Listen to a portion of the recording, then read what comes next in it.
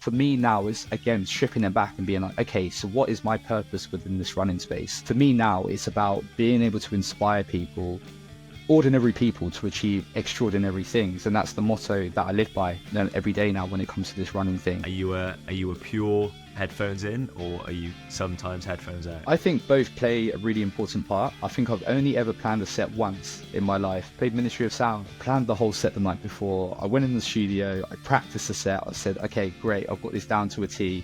I know exactly what I'm going to do, when I'm going to do it. By the second track, it went completely out the window. So my name's Jermaine, Jermaine Taylor.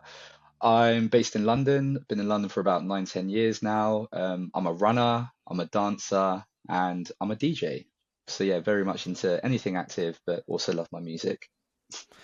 I think let's start with the music, because it does feel like, and when I've been kind of having a look a bit about your background before this conversation, it feels like everything you do is kind of centered around music, right? The dancing, the DJing, even the running. We'll get into that because there's a lot of vibes inbuilt with running. Where did you first become a music fan? Is that something that's always been in your life? It's absolutely always been in my life. So my mum and my dad, my parents, yeah, heavily into music. There was always music blasting around the house when I was a kid. I don't come from a musician kind of family or background. Like none of my family members were musicians, but I decided to take that on from an early age. So I was actually into music production from quite young, around about 10 or 11. So I was really surrounded by people at school and just my peers in the community that were heavily into music as well. So that's, I guess, where the journey started. And then dance actually came quite late on. So I didn't actually get into dance until I was at university. Okay. None of my family are dancers at all. None of my friends are dancers. So this was something that was completely alien to everybody that kind of saw me venturing into that world. They didn't really know where it came from, but they were kind of also like, it makes sense. So that's where the dance career, I guess, kind of kicked off. And then later on, it wasn't actually until lockdown that I got back into the music production and the DJing side of things. As we know, lockdown was, it wasn't a nice time for a lot of people. I was furloughed from my job at the time, so I had all of this spare time, which I thought I would use or put to some use. And DJing just felt like that natural fit. So I got back into music production, started DJing properly around that time, and I'll say probably amongst the last or across the last couple of years, I've started taking that a bit more seriously, and it's led to kind of where it's led to now. What was it like then picking back up music production? Because you mentioned you did it when you were younger. Is it Yeah. kind of like, was it like that? People say you've just been skiing, I've just been skiing, we haven't skied for like quite a long Mm. time. You pick it straight back up, don't you? It's that the riding the bike mentality. Was that Yeah. the same with music production, or did it take a little bit to kind of warm back into it? I would say on the surface and on the face of it, I would say exactly that. Having that music background from a kid really, really helped. And being a dancer really helped in terms of learning music theory and that side of things. So again, I didn't study music at school. Well, I did at lower and middle school, but I didn't at university or anything like that. I don't have a music degree. So the music theory, I obviously just learned whilst doing. But there's obviously the technical side of it when you're learning how to use a specific program, learning what the buttons do and things like that, and just being able to navigate your way around. So that took some time to learn, but I'd say the foundation of knowing music, like music structure and things like that, was something that I could just, as you said, I could just hop back on the bike and start riding again. So yeah, it was really nice to get back into it. Do you have a specific process when it comes to production, or is it something that kind of changes each time? Do you have a load of ideas and then you sit down in a studio and you try and like make something, or is it kind of very malleable? That's a good question. So I was just, as we said, on a ski trip with some other musicians and artists, and we were actually asking ourselves, so when you start producing a track, how do you start your process? Do you start with the drums? Do you start with the melodies? Like, how do you go about it? For me, it's always the same. I love the drums. I always wanted to be a drummer when I was a kid, believe it or not. So I missed this out, but I did acoustic guitar when I was younger as well. And my sister did violin. However, we didn't continue it for that long. So we both completely forgot how to play guitar and how to play violin. But for me, I was in a samba band at school for like a really, Okay. really short period. So I don't know what it is about the drums, but that's something that's always connected. So when it comes to making a song, for me, it's always the drums that I start with, and then everything else kind of follows.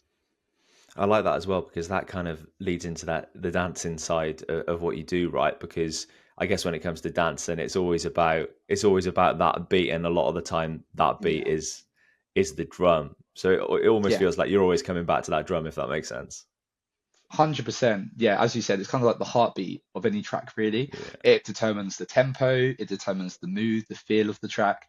So for me, I don't know, it's just something I resonate with. I really, really resonate with. There's nothing better than hearing like a good track with a good drum pattern and just feeling the kick drum kind of like bounce through your chest. That's when I know like I can really connect with the song. it's cool in the running space, and we've talked about this on the podcast loads Yeah, over the years. You know, when you have a mate that has never run before, and then they're getting into it, and it's all like they're getting those newbie gains, and you're yeah, kind of enjoying seeing them getting into it, and that's just such a good feeling. And I think it's the same feeling as you get when you introduce someone to a track or a record. You get that feeling, don't you? That, oh, I'm so happy I can introduce someone to this from that music production side of things into then DJing and then playing out and about as well. Is that something that you can relate to, that introduction of in this case music to new people? 100%. Like everybody that knows me knows that my love language is sharing music and sharing Love it. playlists. That's how I connect with people. I'm sure some people may get sick of me constantly asking them about music and their favorite tracks, but there's nothing better than kind of playing to a crowd that either don't know you or don't know the music that you're about to play. And as you said, introducing them to a new track where they've come up to the booth and they said, "Hey, can you just send me the ID of that last one you just played?"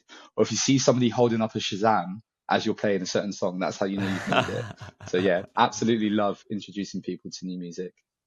Do you have kind of highlights when it comes to that live DJing space? Have you got any gigs that really stick out to you? Yeah, the one top of my mind, Hamburg. So I went to Hamburg last year.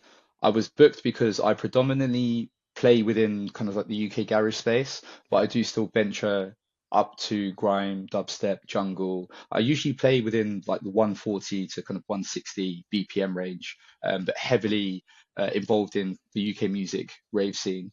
And I got booked to do a gig in Hamburg, and I didn't know a lot about the garage scene there. I didn't even know if there was a garage scene, but I was told by the promoter that there's effectively a community of really, really passionate people that just want to hear more about the music. They're obsessed with this UK garage sound that's coming out of London and the rest of the UK. And they thought I would be, I guess, the perfect headliner for that event. So had no idea what I was going into, but stepped up for that headline set. And it was just, it was insane. It was absolutely insane. Every tune I dropped, people were like, "What is this? What is going on? This is exactly why we needed you here."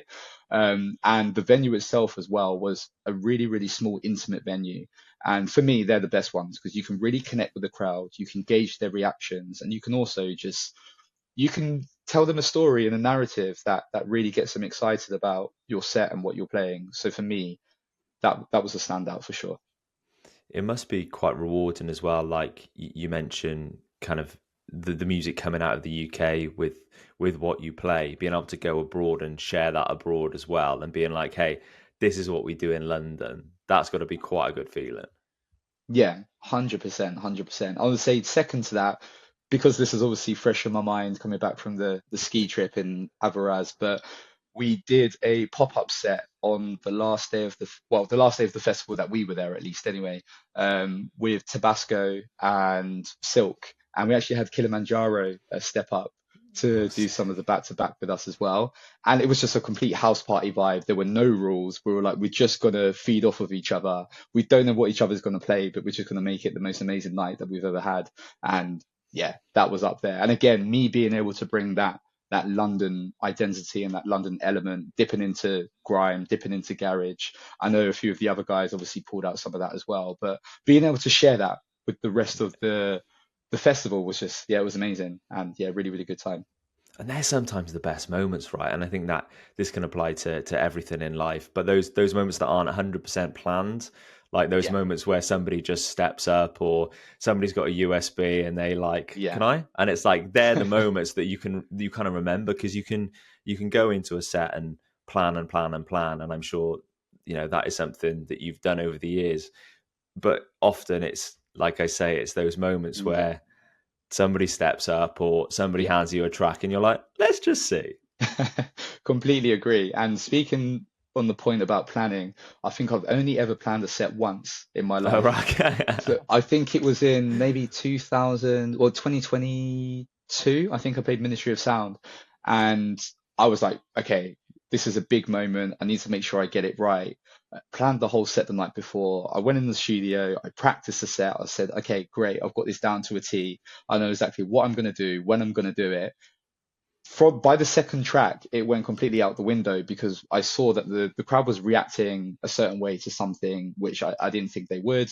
And again, I think the sign of a good DJ is you just got to be able to react from the crowd's reactions and things like that. So since then, I've never ever planned a set. I may have a skeleton of a few tracks that I might want to play and the story that I want to tell. But as you said, I think it's those moments that you can't really plan that just happen on the fly that make for the best set that you can have, really. And I like that. I like you explaining that because, you know, a lot of people that will have watched DJs over the years, and obviously when you're watching maybe more of a mainstream DJ, they're going to be playing the same things a lot of the Yeah. time because that's what you're there to see, right? But when you're seeing um, somebody like yourself at a festival or in a club, like the plan isn't always there. And I think the Yeah. biggest job for a DJ is that music selection, right? That Yeah. feeling of the mood, and kind of everything else comes secondary. It's knowledge and it's selection. 100% that. I think that so important, being able to tell that journey, tell that narrative. But then also you want to imprint a bit of your own personality and show the crowd where you come from and what your musical journey has been. So you do want to educate, but then also you want to be able to bring out the tracks that people maybe want to hear at certain points. So it's a bit of give and take, really. That's the way I see it. But you want to be able to build a true, genuine connection with the crowd when you're playing, for sure. When did you first put a pair of trainers on then, mate? When was running first introduced to you? So I've always been heavily into sports. I've played football, I've done tennis, basketball. I was actually a sprinter at school, believe it or not. So I wasn't a big fan of anything longer than 200 meters. But naturally at school, as part of the curriculum, cross country was a part of it. So I'd say my earliest memory is probably a really wet, rainy day back in my hometown of Bedford at school on the school field, hating every minute of my cross country, probably coming second to last, if not last, and thinking about when I could get back on the track again to do 100 or the 4 by 100 relay. It wasn't until 2015 where I started to have like a genuine appreciation of the 5K. And that kind of then went up to the 10K, the half, and then later the full marathon. So I was, yeah, introduced to it around about 2015, I would say is when I did my first marathon. And then from then I've not really looked back. I got the running bug, as they say. And yeah, I really have continued running with it. And there is that relationship between music and running. You know, the debate of do you listen to music when you run or do you not listen to Yeah. music when you run? Where do you stand on that? Are you a pure, headphones in, or are you sometimes headphones out? I think both play a really important part. So for me, if I'm on my own and I've had a really stressful day at work, I've got all these thoughts in my head that I've not been able to process. There's nothing better than just going out and just being at one with your own thoughts and processing them over that long run. And then you come back and it feels like therapy. It's really great. But then there are other days where it's maybe a hard run. It's part of my runner plan, and I know that I've not really got the legs for it that day. I think, you know what, I could do with a jungle track to just help me get over that line and just get it done. But then also the other side of it is running with a community and running with friends and people that you adore and admire as well. There's nothing better than that. So I'm not going to say one or the other. I think both play a really valid part depending on where you're at, I guess. Have you got a go-to track? If you're like you say, you're in one of those spaces where you're like, I need to get this done. Is there a track or a playlist or an artist that you always go to? For me, Shy FX. Shy Yeah, yeah. FX. Yeah, anything D&B, Jungle by Shy FX. The guys will know from like our run clubs. I think every time we get to that last stretch, a Shy FX tracks comes out. So yeah, it has to be done. I've loved, seeing that speaker out and about on runs a lot of the time as well. You get, Yeah, I'm sure you get that. Oh, give it to him. He's the DJ. He knows what he's doing.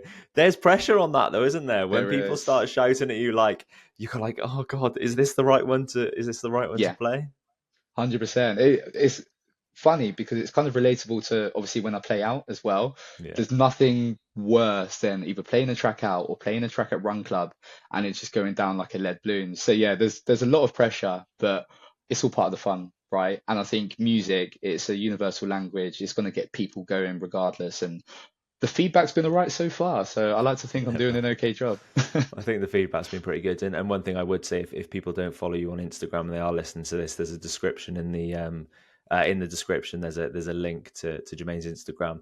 I love the videos you do of introducing people to those new tracks as well. Like I think you do that really well because it is a full-time job, isn't it? Finding It is. music, creating playlists, like that sort of thing. And, it is in essence your job. But um, I think being able to share that on a platform like Instagram is quite a cool thing to do. Do you get reactions from people by sharing kind of those few tracks, those playlists, those songs? Do you see that coming back to you? I really, really do. It's funny you say that because I was having a recent conversation with somebody from my hometown about this.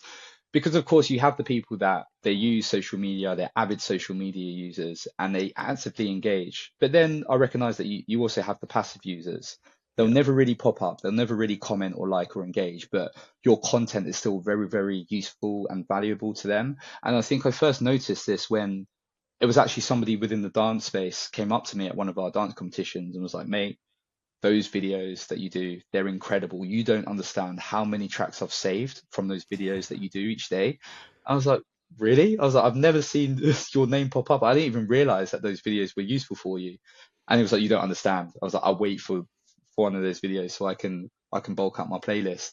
So it's those little interactions like that and feedback from people that makes you think, actually, do you know what? People are finding this really, really useful because don't get me wrong, like there are days where I'm thinking about, I've had a long day and I was like, right, I need to start crate digging again. I don't have any videos lined up. I need to put one together. I need to get the camera out and I just don't have the capacity.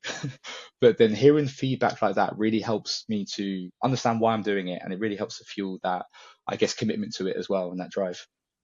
I think that's something that you can see in the running space, relating it back as well, because Yeah. there are so many running creators now that are making stuff, and not every single person that's watching it is interacting. But I know Yeah. from a personal perspective, I've seen videos over the last couple of weeks that I might not have liked, but I've Mhm. gone out because of them, or they've helped me Yeah. put those trainers on and onto get out onto the track or onto the road or whatever. Yeah, and I think that's such an important thing sometimes for creators to remember that Yeah. these videos are having an impact, aren't they? Yeah. Yeah, no, you've completely hit the nail on the head. I think it's easy to get caught up in the metrics of everything. Is this performing? Why isn't this performing as well? Why has nobody saved this? But fundamentally, it comes down to your why. And the reason why I started this in the first place is because I'm passionate about music. I absolutely love it. Funny enough, when I started DJing, it was purely just a DJ for my friends and at Yeah. house parties. I had no vision of playing at a festival, having a radio residency. Now I'm like, this is amazing, and why wouldn't I have wanted all of this? But at the time, it was just like, I love music, I have a great music collection, and I just want to share it with the world. And anything that comes off the back of this is a bonus. So it's really nice to see where it's gone now. And I completely agree with you. Is we should remind ourselves that our why. We should remind ourselves of our why and the reasons why we're doing it for sure. When people say in running, oh, I've kind of hit that flow state. What, and Yeah, you often get that question, don't you? What do you think about when you're running? And you're like, don't really think about anything. I imagine that's the same when you're in a set and you're at a festival. Like, is that kind of similar? Those flow states you must get when you're DJing to when you're running. 100%. Yeah, I completely agree. There can be times because there is obviously the technical side of DJing when you're Yeah. learning, as I said earlier, what the buttons do. So you're learning about all the effects and each DJ is different in terms of the way they approach that and how they transition. But there have been sets where I've come out of it and I was like, do you know what? I don't even know what I did. I just know that I played some songs and the crowd loved it, but I couldn't tell you how I transitioned from one to the next, which song I selected at which point. it just all came together perfectly. So there are moments like that completely. And I think the Hamburg set that I mentioned was a lot like that. And seeing the videos back, I was like, actually, you know what, that was pretty good. Yeah. It becomes autonomous, right? Like when Yeah, you do know, when you're not thinking about the technical side of things, when you know what you're pressing, what you're turning, what you're looping, how to do this, how to do that, what yeah. this track sounds like, what that track sounds like, it becomes like one of those things that you don't really think about. Yeah, yeah. It's a really, really nice place to be in. And I've had so many examples of that within running as well, where I've gone on a long run and I'm about 20K in and I'm like, my legs should be dying here, but I'm not even thinking about moving. My legs are just moving. I'm like, how is this happening? It's a Yeah. really, really nice place to be in for sure. All of this stuff in your life, mate, it's allowed you to do so much to this point. You know, we've already mentioned you've just come back from skiing because of an opportunity you had there. We've mentioned Hamburg. I know you've been abroad and done loads of races. Mm. It's a cool thing to be able to have all these passions and kind of creative endeavors in life, but also still get those opportunities and get extra opportunities really to travel the world with the things that you love. Yeah, I completely agree. And to be honest, sometimes it's really, really hard to comprehend that like Yeah. this is my life. It's just insane. I was just saying to my girlfriend this morning, the fact that I was out in Avoriaz in France, DJing, skiing, from an opportunity that a brand presented me is just it's incredible. It's been one of the best experiences of my life, and going back to dancing as well. When I was dancing a lot, I was touring around Europe doing competitions and things like that, and doing performances. And even with the running, doing my most recent trip was the Barcelona half marathon. Got London Marathon coming up in April. I'm doing Amsterdam Marathon at the end of the year. I believe it's in October as well.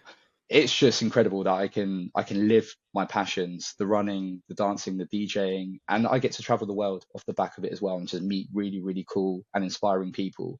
It sounds cheesy, but it is very much like a pinch me kind of moment that seems to keep happening. But it's incredible, and I don't for one day take it for granted at all. It's just, yeah, it's amazing. That diary must be rammed though. Does it ever get a little bit overwhelming with the amount of stuff that's coming at you? People always ask me that, and it's funny because again, when I'm going back to kind of people and social and the passive users, I'll often bump into, say, a friend from home or somebody I've not spoken to in years, and they're like, Jermaine, like, mate, what's going on? I've seen what you've been doing. Like, do you sleep? Like, are you a robot? Like, I do not understand what's happening because I work full time as well, and that really, really surprises people because they just don't get it. Like, how are you DJing, dancing, you're running, you're traveling, and you're working, and you're making the content. But again, it comes back to my why. I just absolutely love each of these things. They all fuel me in different ways and provide me with something different. I can't really see myself getting rid of any of these things that feel, as I said, a really, really important place in my life. So until I'm forced to, I'm gonna keep on doing it for sure. And it's great because it's bred in your passions, right? Yeah. Like these are the things that you would be doing anyway. It's just that you're kind of getting gain out of the back of your passions, which Yeah. everybody should strive for, I think. 100%. It's going to sound so cliche, but like the way I've lived life is, and I know, sorry, it's going to sound a bit morbid, but I always picture myself being on my deathbed at Yeah. God knows how old, and reflecting on my life and thinking about whether or not I'm happy with the decisions that I've taken. And I can truly, truly say that I would be. And I think a lot of that comes down to my mum as well. My mum's really, really instilled that in me. She said, no matter what you're passionate about, just go and chase it, go and live it, and dream big. And that's something that I've always remembered. And I think that's what fuels those days where I'm really tired and I don't want to go out on that 21K training run, or I don't want to put a radio pre-record set together. It's those messages in my head that really, really allows me to push through and get it done. And each thing that you do, whether it be in the dance space, in the music space, in the running space, and this is a lesson that, as runners, I think is something that we often apply to other aspects of our life, which I'm sure you have done with everything that you do. It's kind of like you've just got to consistently tick those boxes. When it comes Yeah. to music, like you wouldn't be having the opportunities that you're having now. You wouldn't have just gone out and played that festival if you hadn't done that pre-recorded show, if you haven't made that set, if you hadn't found that new piece of music. So Yeah. it's just about, like you say, being relentless a little bit with what you do to lead to those bigger opportunities. Yeah, I totally agree. And what I will add to that, because I know a lot of what I've said already kind of sounds like this was all really unexpected, and I'm just doing the things that I love, and then opportunities have kind of fallen in my lap. Some of them have to a certain degree, but I think it's also important to set goals as well. Like as you would when you're running, you wouldn't just run a marathon. You would create a plan, or you'd work with a coach. You would tick off those milestones to ensure that you're ready for that big moment. The same happens in any kind of capacity, really. And I guess the more that the music has ramped up, the more that I've started to set short-term and long-term goals to be able to take it where I want to take it. So I think strategizing is equally important as being consistent as well, for sure. I want to get on to running and mention Barca and also London coming up. But just before we get off kind of the music side of things, do you have mentors in that space when you're kind of getting further into music and doing more things and playing more big sets and making more songs? Have you got mentors that kind of help you? Funny enough, in within the music scene, because I was so alien to it, and as I said, I didn't really know anybody at all when I ventured into this space. There was nobody really at all. So Yeah. a lot of the fundamentals I kind of learnt on my own. But what I would say within the space that I kind of operate in, as I mentioned, the UK garage scene predominantly, but I would say UK rave culture in general, the community is just so loving. Yeah. And off the back of that, I've just been able to connect with real, genuine, hardworking people that have offered advice in ways which are really, really invaluable to me and have really, really helped, I guess, guide me in a sense. So, not mentors as such, but I've definitely developed bonds and relationships with people that are 10 years ahead of me in this game that I've been able to offer advice that has helped me for sure. Are there comparisons with that scene that you're talking about and kind of running culture? Because I feel like the running community is a very supportive community as Yeah, well. completely agree. So, I've been ingrained in the running community, I would say, for maybe about 10 years now. Uh, First of all, getting involved in Run Them Crew. So they played a really, really important part in my running career. Again, being able to meet like-minded individuals. It was a family first, not necessarily seen as a, I guess, antiquated kind of generic running club. It was very much about the values that we all bring to the community and to the family. And I've ventured within kind of other spaces, shout out Vertex 33, which I'm more recently a part of now. Obviously, the On Ambassador program Yeah. that was on for 3 years played a huge, huge part. So I've been able to meet some amazing people, and there's definitely parallels there for sure. When that relationship with On began, that must have also felt quite special. A massive brand, Yeah, getting involved with everything you do. What was that journey into that like? that was. I was confused at first, but Do you but know in the what? best way. I've had that conversation with people before, being like, "Is Oh, this real?" really? Yeah, yeah. I was very confused at first. And shout out Andre Coggins, who's obviously at Lululemon Legend. now. Yeah, absolute legend. I've got a lot to thank him for. When we speak about kind of the mentors and things like that, he's really, really helped me within the running space. And it started off as a DM. And I think he knew me because he came through Run Them Crew, the youngers program. He shot me a DM and said, "Look, I love what you're doing. I love what you're about and what you stand for. Can we have a chat?" And I must admit that at the time, I on wasn't on my radar, not as much as it is now, obviously. So I'd worked with previous brands before, and I was like, okay, I wouldn't mind having a phone call. So we had a chat, and he said, "Hey, do you want to join my run club?" And I thought he was referring to just an everyday kind of run club. So I was like, fine, I'm running with Run Them Crew at the moment, but of course I can come along and help in any capacity I can. And then he explained a bit more about the brand. I was like, oh, okay, I get it now. I said, you know what? Let's go for it. And yeah, it's been probably the highlight of my running career at the moment for sure. Like the people that I've met through that program, it's just been so inspirational, motivational for me. And I joke around with my girlfriend at the moment because I say that we often become desensitized by our own achievements because so many people around us are doing so many amazing things. Um, so it's important to take a step back and look at that. But yeah, going back to your question, I think initially receiving that DM, then jumping on board on that ambassador program, it was a strange moment, but reflecting back on it, it was one thing that's played a huge important part in my running journey so far for sure. It's such a valid point that as well that you make about, you know, kind of forgetting almost the things that you did to get to the point, because when you're at the point and you're doing the thing, like Yeah, it just becomes the thing, right? It's just the thing that you do every day, where actually 10 years ago, if you had said to yourself you were at the point, you'd be like, oh, I bet I'm absolutely loving that every day. for sure. I'll go back to my first memory of, well, my first marathon, Brighton Marathon.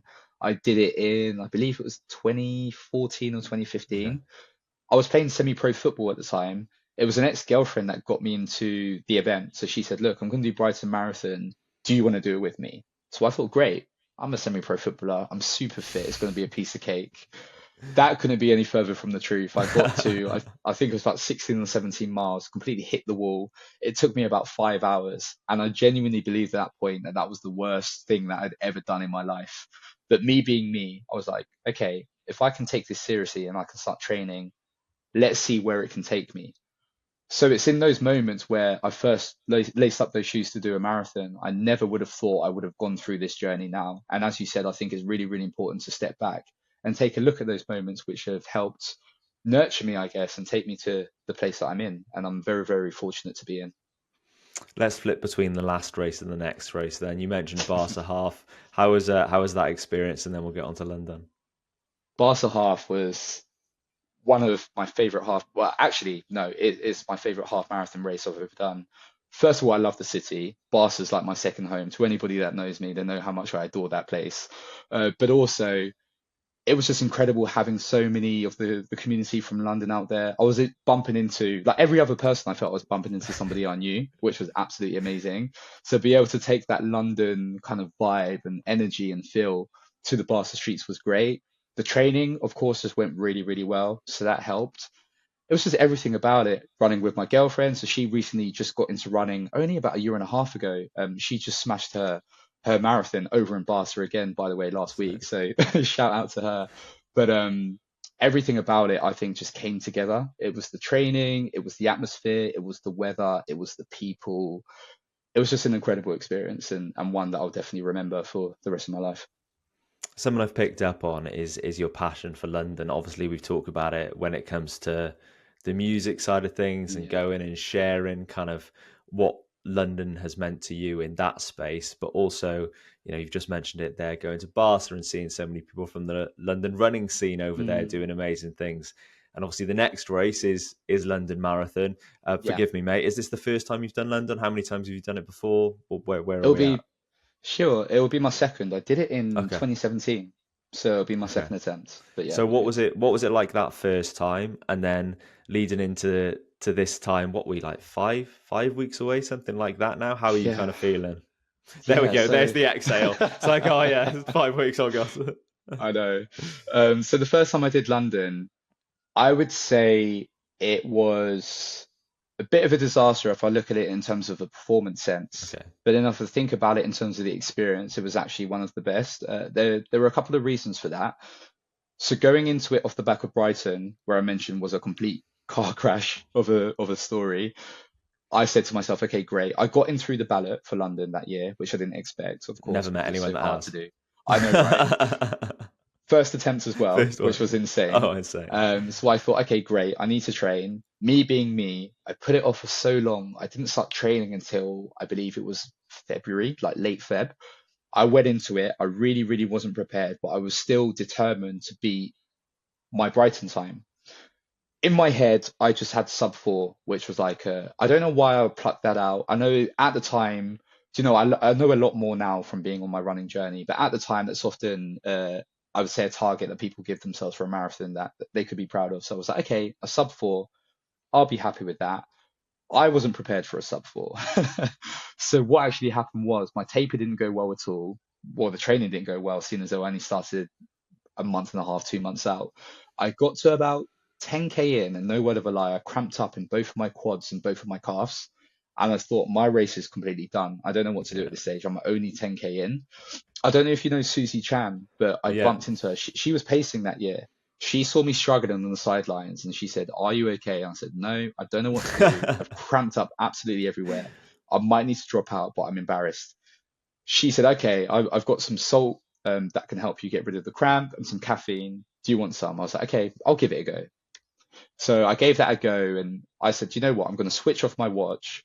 I'm at London Marathon. People would like, genuinely do anything to get into this race. So let me just not worry about the time and just enjoy it. From that moment on, I was high-fiving all the kids. I was stopping and speaking. I ended up getting on like BBC Sport at one point. I had a random 5-second interview with Colin Jackson. And for me, that absolutely made it. I think just enjoying the experience and just turning London Marathon into a carnival kind of vibe, stopping off at each of the cheer stations. And it was just incredible. And I think that was the perfect way to turn that race around. So going forward, I guess, into 2025, I think I'm in a very, very different place where I've got the experience now. I'm chasing that target again, and I feel definitely a lot more equipped and a lot more prepared. But I also do still want to enjoy it, so I don't want to take that fun element out of it. So for me, that's still going to play a huge part. I'm still going to high five the kids. I'm still going to do what I need to do in terms of dancing to the music where I can at each cheer station. But I guess I'm just a little bit more determined in achieving that target as well. It's interesting because I can relate to so much you said in that first one. So much. I've done it twice, and both times have yeah, not enjoyed it as much as I should have enjoyed it. I think just because I've put an unnecessary goal on it. I've Yeah. probably not probably a very similar story, to be honest. Probably not Mm. trained hard enough, quote unquote, and maybe maybe just put a bit too much pressure on myself. And I think sometimes with things in the running space just growing and growing and growing at the moment, I think that's an important message as well. Just to say, Yeah. like, not every race has to be the race, does it? Like, Yes. not in terms of time anyway. You can make every race the race, but it doesn't. It can be in lots of different facets. One race can Yeah. be the race that you're looking for the time. Another race can be the race that you're gonna pace a friend or your girlfriend. Another race can be the race that you just Yeah. want to go and enjoy. Does that make sense? Yeah, I couldn't agree more. And you'll know, of course, from being a runner yourself, like, the first question that we ask each other when we find out that you're doing a race is, "Oh, what time are you going Yeah. for?" Is always the first question that we ask each other. But again, it can stem back to our why. Like there can be other whys for doing that race. As you mentioned, it could be pacing a partner.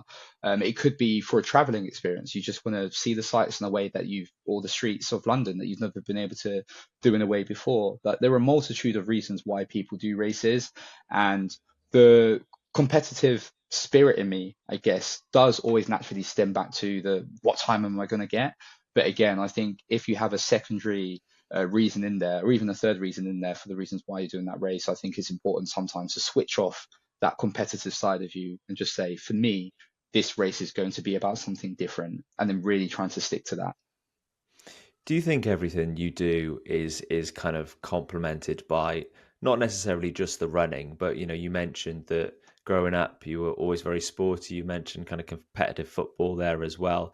Do you have this element to your personality where you want to keep pushing and are kind of competitive? Mm. I presume mostly with yourself. Yeah. Most people that know me, the first thing they say about me is extremely competitive. Regardless of what it is, it could be Mario Kart, it could be absolutely anything. I will do anything in my power to win. So that's something that I've had to really, really strip back over recent years because, especially within the running scene, when I first started taking up running, obviously I did that, as I mentioned, off the back of an ex-girlfriend. But I was like, okay, great. If I put everything into this, where can I get to? And I would say for the first 5, maybe 6, 7 years of that, it was very much I want to chase a championship time. I want to be in the elite field, which of course is not going to happen for me, and I've accepted that. But for me now is again stripping it back and being like, okay, so what is my purpose within this running space? And for me now, it's about being able to inspire people, ordinary people, to achieve extraordinary things. And that's the motto that I live by every day now when it comes to this running thing. So it's hard to do, or it was in the initial phase, but being able to recognize that now, what my place is within this running scene, gives me great joy. And when I hear that feedback from people, so diversity is also, a massive Yeah. point and a massive part for me. We have so many different running clubs now doing great things, but of course, when I first came into this space and when I first joined RunThrough, there weren't a lot of alternative running clubs, should I say, around. So hearing messages from people or receiving DMs to say, we don't see people like you in these races, this is really great to see, or you've inspired me to take on my first 5K or my 10K. So again, that holds more value to me than me doing a 2 hour 15 marathon, and that's something that I really live by now. Let's wrap up with this, man, because earlier on we mentioned goals. You said it's important to set goals. So let's split it into two, I guess. We'll take the dancing out of it for this question, just Yeah. because I feel like the music and the running are the two things at the moment that are kind of like the focus. If you were going to put a goal on the music side of things and the goal on the running side of things, I'm sure you've got multiple, but yeah, what would they be then moving forward? Okay, so running, Boston qualifier, that'd be great. I know I'm going back now. Boston qualifier would be nice. So it would be great to achieve that. And from a music sense, I would love to play my favorite festival in the world, which is Sonar Festival. No surprises, in Barcelona. So that would be my biggest music goal for sure.